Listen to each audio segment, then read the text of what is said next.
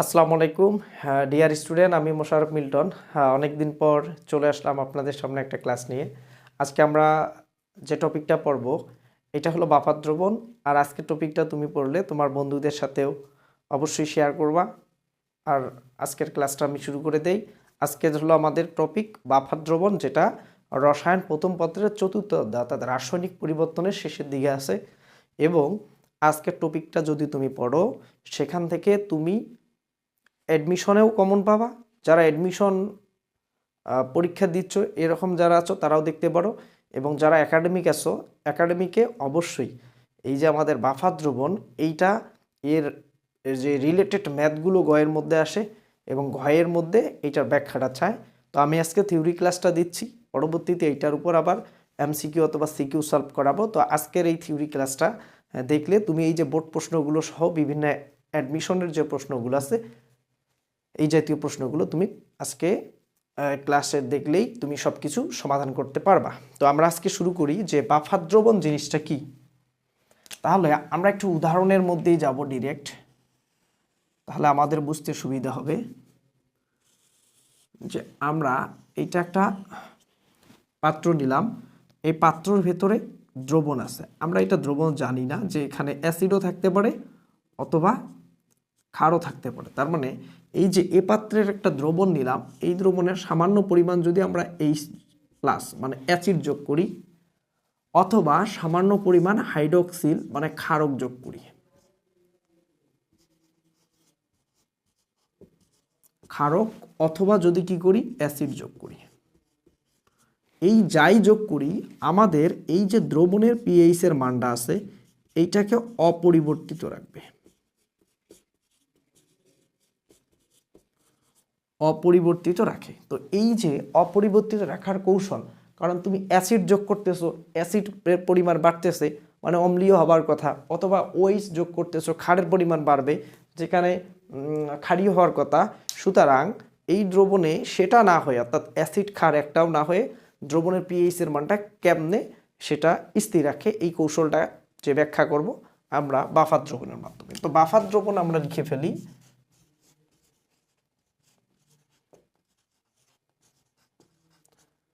তো যে বাফার দ্রবণে দেখো যে এই যে দ্রবণে সামান্য পরিমাণ আমরা কি যোগ করলাম অ্যাসিড অথবা সামান্য পরিমাণ ক্ষার, যেটাই আমরা যোগ করি এইটা দুইটা যোগ করার পর আমাদের পিএইচ এর যে মানটা আছে এই মানটা কিন্তু স্থির থাকতেছে। তো যে সকল দ্রবণে বাইরে থেকে সামান্য পরিমাণ অ্যাসিড অথবা ক্ষার যোগ করলে দ্রবণের পিএইচ এর মান অপরিবর্তিত থাকে, সেই দ্রবণকেই আমরা কি বলবো বাফার দ্রবণ। তাহলে আমরা একটু লিখে দিচ্ছি যে যে সকল দ্রবণে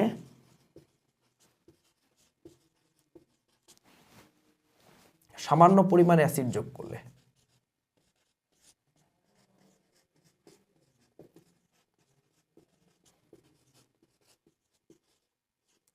অ্যাসিড বা ক্ষারক যোগ করলে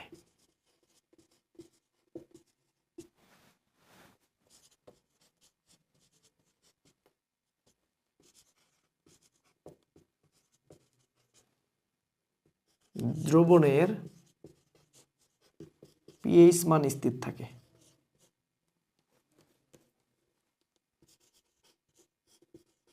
স্থির বা অপরিবর্তিত।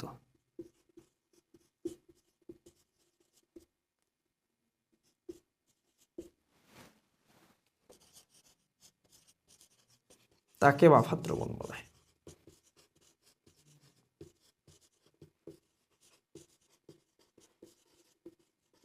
তাহলে যে সকল দ্রবণে বাইরে থেকে সামান্য পরিমাণ অ্যাসিড অথবা ক্ষারক যোগ করলে দ্রবণের পিএইচ এর মান অপরিবর্তিত থাকে তাকে আমরা বাফার দ্রবণ বলি। তো এই যে আমাদের বাফার দ্রবণ আছে, এই যে বাফার দ্রবণের শ্রেণীবিন্যাস অথবা বাফার দ্রবণকে আমরা দুই ভাগে ভাগ করতে পারি। বাফার দ্রবণকে দুই ভাগে ভাগ করলে আমরা একটা পারবো অম্লীয় বাফার আর একটা পারবো ক্ষারীয় বাফার। তো অম্লীয় বাফার ক্ষারীয় বাফার এই যে নাম দুইটা কিভাবে হয়? তো নাম দুইটা হয় যে জাতীয় বাফার দ্রবণ অর্থাৎ অম্লীয় যদি বাফার হয় সেখানে অম্লের পরিমাণ বেশি থাকবে এবং অম্লটা বিক্রিয়ার পর অবশিষ্ট থাকবে এবং অম্লটা অবশ্যই উইক হইতে হবে। তো ক্ষারীয় বাফার সেই ক্ষেত্রেও আমাদের ক্ষারটা অবশ্যই উইক হইতে হবে এবং যে বিক্রিয়া শেষে ক্ষারের পরিমাণটা অবশ্যই অবশিষ্ট থাকবে। তো এইটা আমরা দেখি যে বাফার দ্রবণের শ্রেণীবিন্যাস। তো বাফার দ্রবণটাকে আমরা দুই ভাগে ভাগ করব। বাফার। তো বাফার দ্রবণকে আমরা দুই ভাগে ভাগ করি, একটা হলো অম্লীয় বাফার,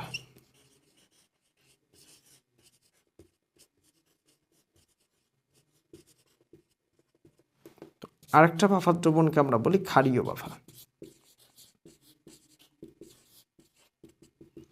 ক্ষারীয় বাফার।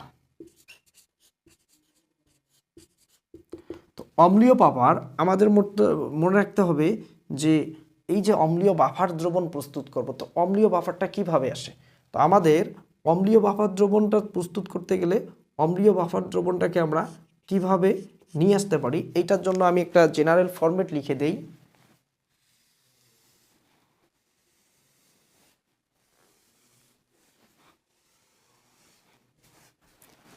তো এই যে অম্লীয় বাফার, অর্থাৎ আমরা সর্বদাই বাফার দ্রবণের একটা ফরম্যাট মনে রাখবো। অম্লীয় বাফার, এখানে অ্যাসিডটাকে নিতে হবে week,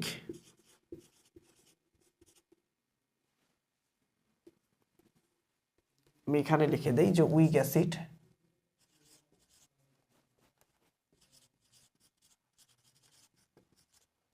plus strong base. Weak acid plus strong base. Weak মানে দুর্বল একটা কি নেব, অম্ল নেব, এবং স্ট্রং বেস নেব। তাহলে যদি আমরা একটা দুর্বল অম্ল নেই, অ্যাসিটিক অ্যাসিড আমরা জানি এটা একটা দুর্বল অ্যাসিড, জৈব অ্যাসিডের মধ্যে COOH, এবং একটা স্ট্রং যদি বেস নেই যে সোডিয়াম হাইড্রোক্সাইড, তো এইখানে আমরা এটার একটা রিয়াকশন করব, যে এখানে প্রোটনকে অপসারিত করে সোডিয়াম চলে আসবে, CH3COONA প্লাস H2O। তাহলে এই যে আমরা একটা স্ট্রং অ্যাসিড, অর্থাৎ স্ট্রং একটা বেস এবং উইক একটা অ্যাসিড নিছি, তো উইক অ্যাসিড এবং স্ট্রং বেস এর মধ্যে বিক্রিয়া করে একটা লবণ তৈরি করলো। আমরা এই লবণটাকে কি বলি, যে sodium ethanoate. Sodium ethanoate.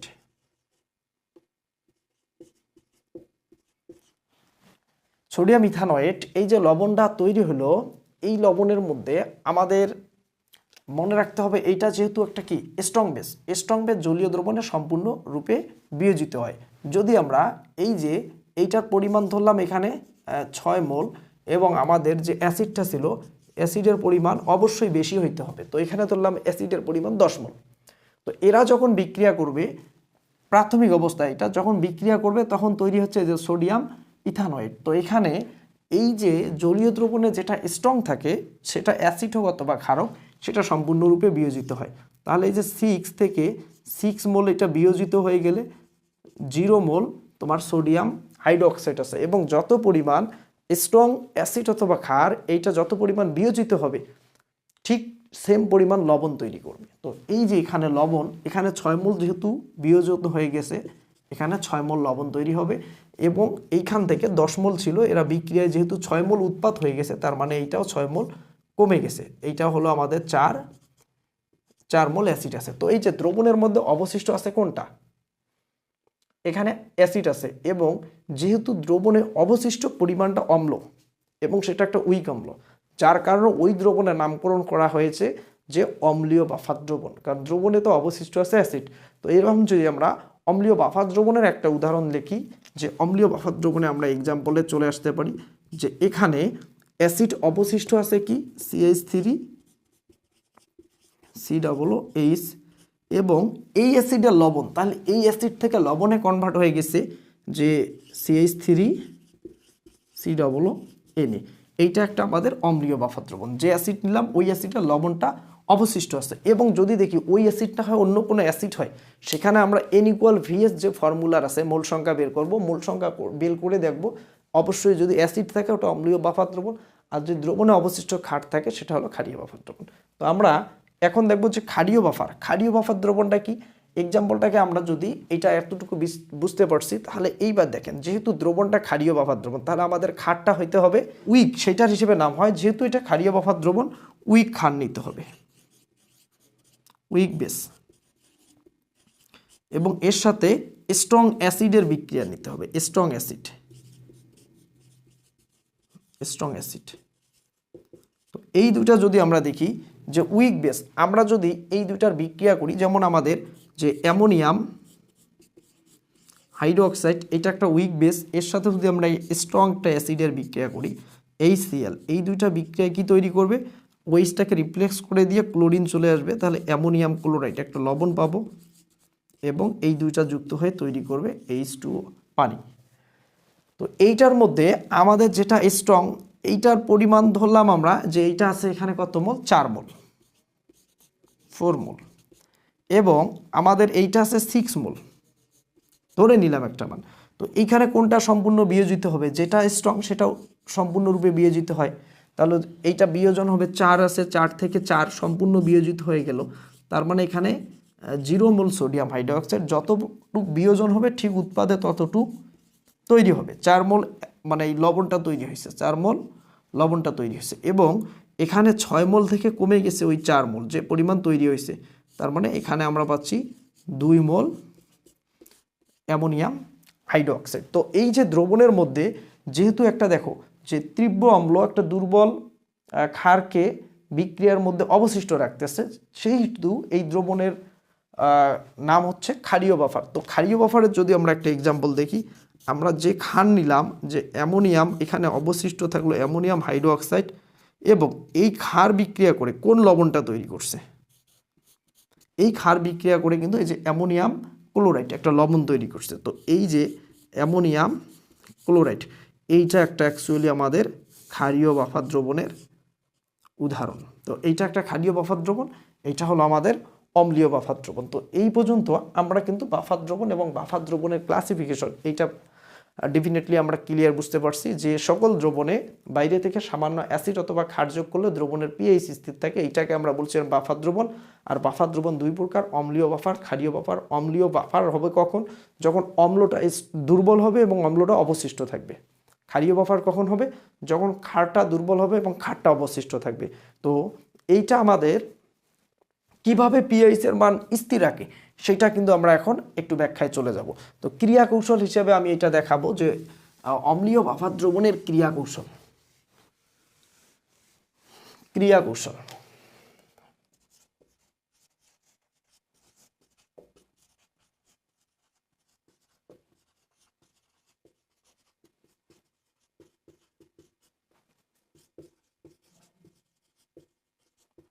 অম্লীয় buffer দ্রবণের ক্রিয়া কৌশল। তাহলে এই যে অম্লীয় বাফার আমার তৈরি হয়েছে এই যে দুইটা নিয়ে, সোডিয়াম ইথানোয়েট CH3COO। তাহলে যেটা দুর্বল থেকে আসে সেটা হয় কিন্তু অনুবন্ধী কিন্তু দুর্বলের অনুবন্ধী তীব্র হয়। তাহলে এইটা হলো তীব্র ক্ষার, একটা লবণ হিসেবে এখানে কাজ করছে, এবং এটা সম্পূর্ণরূপে বিয়োজন হবে, যার কারণে এখানে একমুখী একটা চিহ্ন দিতে হবে, এখানে একমুখী একটা চিহ্ন দিলাম। তো এইটা বিয়োজন হয়ে CH3COO- প্লাস H+ হয়ে গেল। তার মানে এই যে আমরা লবণটা নিলাম, এই লবণটা এটার নাম কি, যে অ্যাসিটেট আয়ন।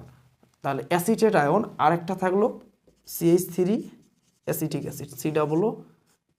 এইটা যেহেতু একটা দুর্বল অম্ল, এইটা সম্পূর্ণরূপে বিয়োজিত হবে না, আংশিক বিয়োজিত হবে। তাহলে এইটাকে যদি আমরা বিয়োজন করি, এখানে প্রোটন আসবে না, এখানে সোডিয়াম প্লাস, আর এখানে CH3COO- আর এখানে H+। তো এই দ্রবণে যদি কি করি, যে বাইরে থেকে সামান্য পরিমাণ অ্যাসিড যোগ করি, এই দ্রবণে যদি বাইরে থেকে কি করি আমরা সামান্য পরিমাণ অ্যাসিড, তাহলে অ্যাসিড মানে কি, অ্যাসিড মানে তো H+, যারা দ্রবণে দান করতেছে, তাহলে H+ যোগ করতেছি, তাহলে ডেফিনেটলি আর প্লাসের সাথে বিক্রিয়া করবে না, সেটা বিক্রিয়া করবে মাইনাস অংশটার সাথে। তাহলে যদি তুমি বাইরে থেকে H+ যোগ করো, তাহলে এখানে তৈরি হচ্ছে আবার পূর্বের অ্যাসিডেই তৈরি হচ্ছে COO অ্যাসিড। আর এই অ্যাসিডটা তো আমরা জানি দুর্বল, যেহেতু এটা দুর্বল, সুতরাং এই যে দ্রবণটা আছে এই দ্রবণের পিএইচটাকে খুব বেশি পরিবর্তন করতে পারবে না, যার কারণে পিএইচ এর মান স্থির থাকবে। এখন যদি আমরা কি করি, যে অ্যাসিড তো যোগ করলাম, এখন আমরা ক্ষার যোগ করব বা ক্ষারক যোগ করব। তাহলে ক্ষারক যোগ করবা মানে OH, তাহলে OH কি OH এর সাথে বিক্রিয়া করবে, ক্ষারক মানে কি OH, ডেফিনেটলি এটা OH এর সাথে অর্থাৎ ঋণাত্মক অংশের সাথে বিক্রিয়া করবে না, তাহলে এইটার সাথে বিক্রিয়া করবে। তুমি যদি বাইরে থেকে OH যোগ করো, তাহলে এইটা বিক্রিয়া করে আবার কিন্তু আমাদের কি করতেছে, পানি তৈরি করতেছে। তো পানি আমরা জানি যে একটা বিশুদ্ধ তড়িৎ বিশ্লেষ্য পদার্থ, যার কারণে এটা পিএইচ এর মান 7 থাকে, এইটাও কি করতে পারবে না, তোমার দ্রবণের যে পিএইচ আছে এইটার মান পরিবর্তন করতে পারবে না। সুতরাং বাফার দ্রবণে তুমি অ্যাসিড বা ক্ষার তুমি যাই যোগ করো, দ্রবণের পিএইচ এর মান স্থির থাকবে। এটা হলো আমাদের অম্লীয় বাফার দ্রবণের ক্রিয়া কৌশল। তাহলে আমরা যদি এখন যে আমাদের ক্ষারীয় বাফার দ্রবণ আছে, এই যে ক্ষারীয় বাফার দ্রবণের যদি ক্রিয়া কৌশল দেখি, যে এখানে দেখি যে আমাদের ক্ষারীয় বাফারের ক্রিয়া কৌশলে যে উদাহরণ আছে ক্ষারীয় বাফারের,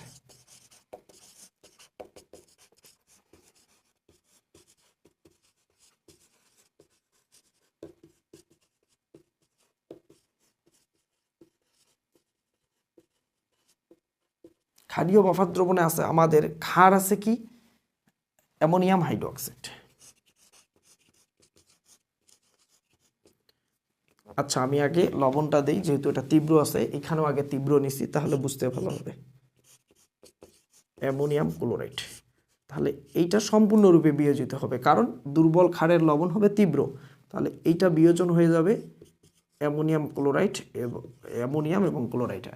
তাহলে এই দ্রবণে আমরা আরেকটা কি ছিল যে অ্যামোনিয়াম হাইড্রোক্সাইড একটা ক্ষার ছিল, ক্ষারীয় বাফার, এবং এটা যেহেতু দুর্বল এইটা হচ্ছে সেম উভমুখী চিহ্ন দেব, এটা সম্পূর্ণ বিয়োজিত হবে না। তাহলে এখানে আমরা যোগ করব, অর্থাৎ এটা বিয়োজন হয়ে অ্যামোনিয়াম আর হাইড্রোক্সিল মাইনাস। তো বাইরে থেকে এখন যদি আমরা ঠিক একইভাবে এইচ প্লাস যোগ করি, এটা একটা প্লাস পার্ট, এটা ডেফিনেটলি প্লাস অ্যামোনিয়ামের সাথে বিক্রিয়া করবে না। আর যেহেতু জলীয় দ্রবণে এটা সম্পূর্ণরূপে বিয়োজিত হয়ে গেছে, যেহেতু আমরা প্লাস যোগ করব তাহলে এইটার সাথে বিক্রিয়া করবে। তাহলে যদি আমরা কি করি যে প্লাস এইচ প্লাস যোগ করি, এইটা ওএইচ এর সাথে বিক্রিয়া করবে। আর এটা তো তীব্র, মানে এখানে ক্লোরিনের সাথে বিক্রিয়া করবেই না, কারণ সেটা কি হয়ে গেছে, দ্রবণে তো সম্পূর্ণ বিয়োজিত হয়ে গেছে, মানে দ্রবণে তো ক্লোরিন বিয়োজন হয়ে গেছে। তাহলে এখানে ডেফিনেটলি প্লাসের সাথে বিক্রিয়া করে তৈরি করবে পানি। তাহলে পূর্বের ব্যাখ্যায় পানি যেহেতু একটা মৃদ তড়িৎ বিশ্লেষ্য পদার্থ, সুতরাং পিএইচ এর মান স্থির থাকে। ঠিক একইভাবে যদি আমরা এখানে কি করি ওএইচ যোগ করি, তাহলে দেখেন ওএইচটা কি করবে, এইখানে ওএইচ ঋণাত্মকের সাথে তো বিক্রিয়া করবে না, আর এখানে অ্যামোনিয়ামের সাথে ওএইচটা যুক্ত হয়ে যাবে।